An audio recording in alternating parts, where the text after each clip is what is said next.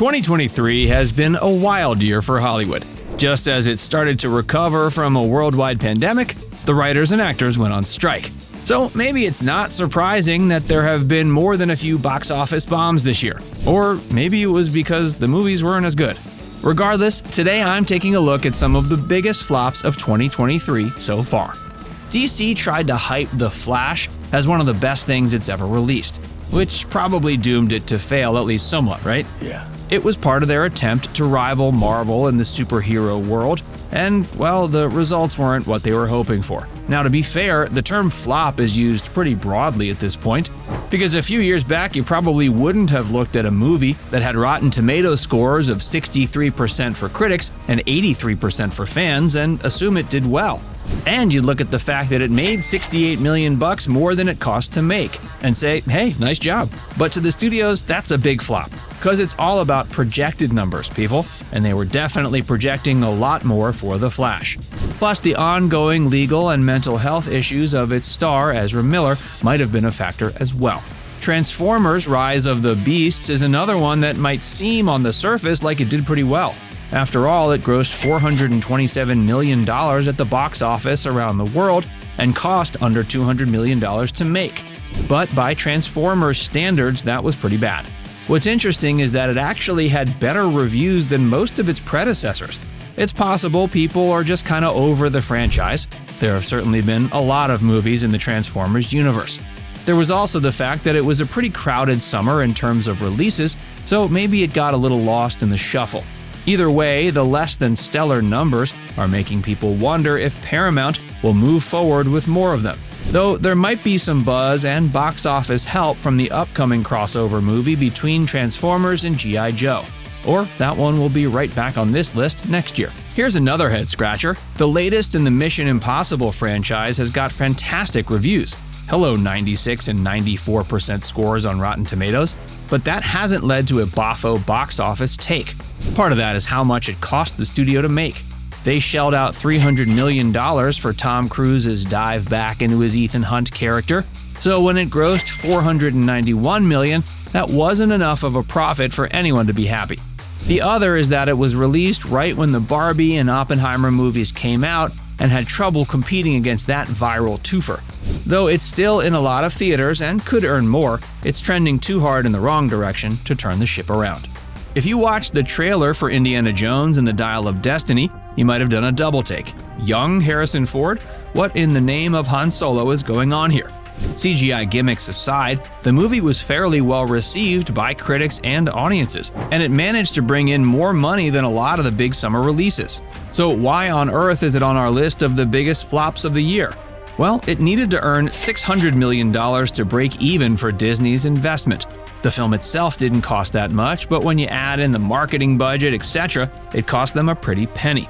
Maybe, like with Transformers, the franchise has just hit its saturation point, and fans aren't sprinting to the theater to see how Dr. Jones is faring in his later years, or even his flashbacky earlier years. Of course, with Harrison's age, it was probably unlikely there were going to be more Indiana Jones movies, at least not with him as Indiana. The Little Mermaid was another one of those hard-to-believe flops based on the box office numbers alone. It earned $560 million around the globe, which, I don't know, feels like a lot of money. But like with Indiana Jones, Disney sunk a ton into marketing and production. The Little Mermaid reportedly needed to cross the $500 million mark just to recoup its expenses. So that means The Little Mermaid essentially netted $63 million, which isn't so great for that big of an investment. Part of it may have been that people weren't as keen to see a live-action version of the beloved animated film.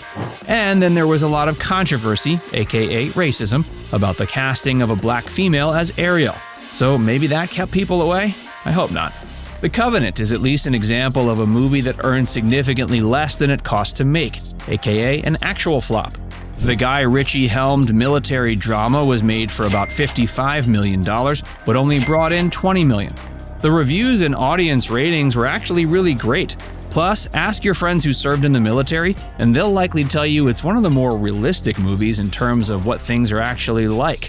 But maybe that realism ultimately kept people away. Heartthrob Jake Gyllenhaal is usually a solid bet when it comes to getting butts in the theater seats, but that didn't happen this time around. If you haven't even heard of Gillman Teenage Kraken, you're probably not alone. This animated movie definitely got buried under a pile of other summer releases, and it was a firm flop. While it was cheap compared to other blockbusters, it still didn't come close to making money. The studio reportedly only spent about $70 million making it and added another $70 million in marketing and promotion. So that meant it needed to bring in $140 million just to break even. Unfortunately, that $70 million of marketing and promotion didn't exactly do its job because Gillman Teenage Kraken only made $40 million. So at a loss of $100 million, we can definitely put this one in the flop category. It had decent reviews and audience reactions, so I have to assume people were just busy seeing other movies that appealed to them more. But they certainly weren't seeing Haunted Mansion. This was another genuine flop, and Disney is likely not feeling great about it as one of their late summer offerings. It cost them $157 million to make, and based on its initial numbers, it was looking to be a major flop. But as the year has gone on, it's managed to make around $115 million, so still not great. Definitely hasn't made its money back, and certainly not making Disney any money. Despite a fun voice cast and the fact that it's based on a ride that kids have loved for decades at Disneyland, it just didn't appeal to people. Though in fairness, it has a Rotten Tomatoes audience score of 84%, so at least people who saw it seemed to enjoy it, but others were likely turned away by the critical reception, which was a dismal 37%. Either way, it seems unlikely that we're going to see a Haunted Mansion 2 anytime soon. If you talk to most people who actually saw Dungeons & Dragons: Honor Among Thieves, you'll probably hear really good things. It's one of those movies that kind of came out of nowhere. And while you might assume that a movie based on this classic game would have a hard time living up to the years of fun people have had playing it, the movie actually came together brilliantly. Both fans and critics raved about Dungeons & Dragons: Honor Among Thieves, with 93 and 91% scores respectively on Rotten Tomatoes. And again, this was a movie that actually made money. It was made for $150 million and brought in $207 million. So you might think the studio would be happy. But when the actual product is so good and people who see it love it, the expectation is that it'll net a ton more. So by that standard, it was a flop. Shazam: Fury of the Gods was released early this year, and it was expected to live up to the standard set by the first Shazam movie. As it turns out, that was going to be pretty much impossible. Shazam, the original, cost about $90 million to make and brought in about $370 million. Yeah, that's a lot more. The sequel, not so much. It managed to rake in around $132 million, which was only a touch more than the $125 million it cost them to make. Audiences did seem to dig it, but critics weren't impressed. And the fact that the star, Zachary Levi, posted some controversial statements on social media with regard to vaccination could have also kept people away. Hopefully, the remainder of 2023 will see some quality options and the flops will be behind us. I know when the holidays hit, there's nothing I like better than a trip to the theater. You ever mix M&Ms right inside the popcorn bag? It's a game changer. Anyway, did you see any of these 2023 flops? Which ones deserve to do better at the box office? Let us know in the comment section.